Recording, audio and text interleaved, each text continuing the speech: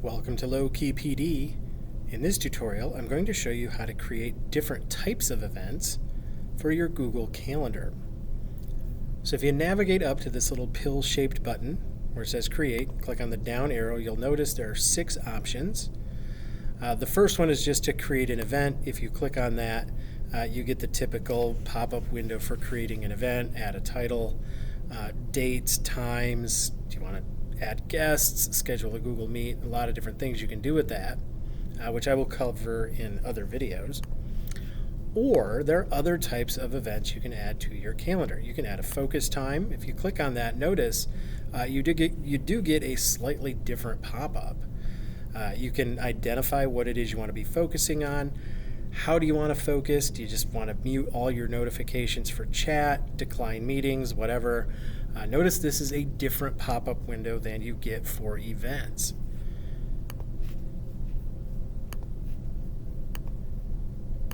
I can let people know that I'm out of the office. All right, if I'm out of the office, how do I want to approach this? Only decline new meetings, decline new and existing meetings.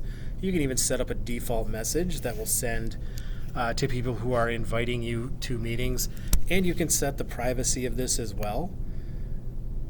Make it public, set it to whatever your default visibility, make it private. Working location, let's say you're going to be working from a different location than you normally do. Click on that. You can choose the location you're going to be at. Keep in mind that this is very useful, especially if you have a Google Calendar that you work with people and you're sharing that information with them so that you can collaborate on projects together.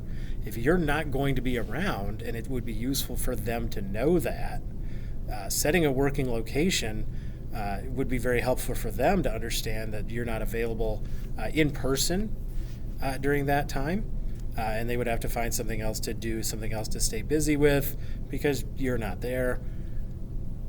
And then lastly, the last one I'm going to look at is task. Appointment schedule is a whole different thing, and it would take a long time to go over. I'll do that in a separate video. If you click on task, a task is basically like a specific job that you need to be working on during that time.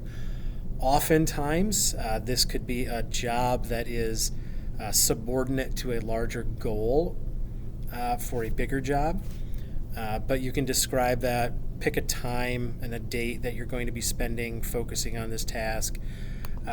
Which task list, you might have several depending on which projects you're working on.